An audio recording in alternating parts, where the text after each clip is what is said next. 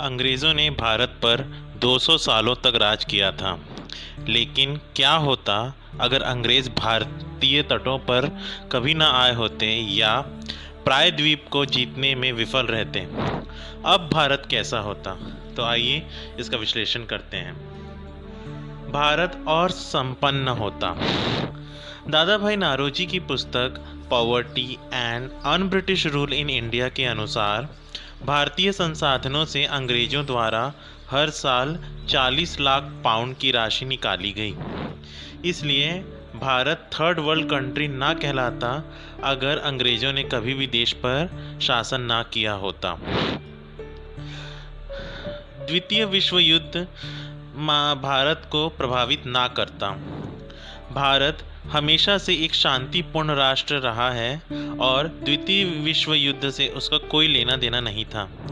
अगर यह अंग्रेजों के शासन में ना होता, हमारे देश के जवानों को युद्ध में जानबूझकर भेजा गया। युद्ध में सैनिकों को भोजन की आपूर्ति करने के लिए अंग्रेज़ों की बेईमान युद्ध नीतियों ने बंगाल और बिहार में भोजन की कमी को जन्म दिया, जिससे लाखों लोग भूखमरी से मारे गए। भारतीय उद्योग बेहतर तरीके से विकसित होते हैं। ब्रिटेन की इंडस्ट्रियल क्रांति हमारे देश के डी इंडस्ट्रियलाइजेशन के लिए बहुत अधिक जिम्मेदार है।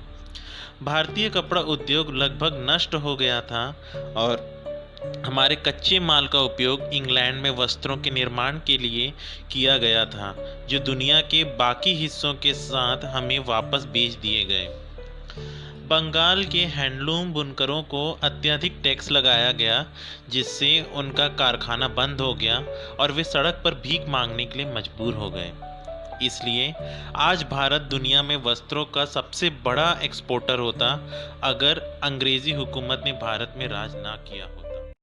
दोस्तों, अगर आपको हमारा वीडियो पसंद आता है तो इसे लाइक ज़रूर करें और चैनल को सब्सक्राइब करना ना भूलें। Thank you. अन्य यूरोपीय शक्तियों की उपस्थिति। अंग्रेजों की अनुपस्थिति में अन्य यूरोपीय शक्ति भारत में राज करती। वास्तविक इतिहास के अनुसार पुर्तगाली और फ्रांसीसी ने क्रमशः गोवा और पुडुचेरी पर कब्जा कर लिया था। अन्य योग्य विरोधियों के अभाव के चलते स्पेन ने फिलीपींस और डच ने इंडोनेशिया पर कब्जा किया था। पुर्तगाली भारत में और विस्तार करने की कोशिश करते हैं। पुर्तगाली स्थानीय लोगों को क्रिश्चियन धर्म में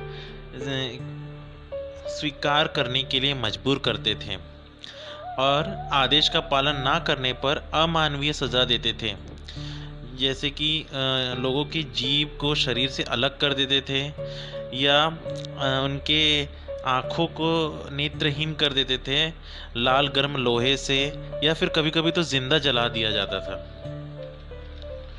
तो अगर अंग्रेज़ी हुकूमत ना होती तो देश में शायद पुर्तगालियों का शासन होता और भारत आज एक धर्मनिरपेक्ष राष्ट्र ना होता।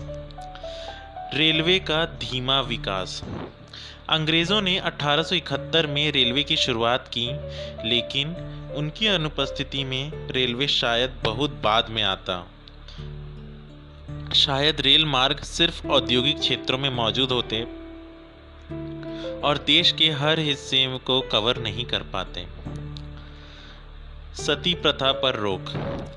जाहिर तौर पर मुगल राजा अकबर और औरंगज़ेब ने इस प्रथा पर प्रतिबंध लगाने की कोशिश की थी, लेकिन उनका प्रयास फलदायी नहीं था।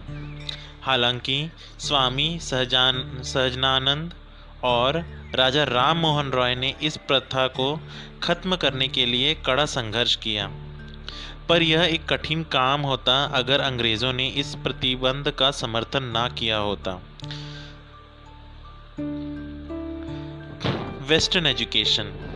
ऐसा नहीं है कि भारत के पास खुद की शैक्षिक गहराई नहीं थी, लेकिन वेस्टर्न एजुकेशन की शुरुआत ने देश को स्वतंत्रता प्राप्त करने सहित विभिन्न पहलुओं में मदद की थी।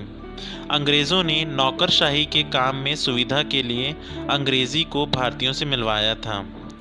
यह भारतीयों के लिए साहित्य की दुनिया में एक प्रवेश द्वार जैसा था, जिसने उन्हें इतिहास में क्रांतियों की कहानियों से अवगत कराया था। जिसने अंततः भारतीयों को स्वतंत्रता के लिए एक शिक्षित लड़ाई शुरू करने के लिए प्रेरित किया। संगठित भारत।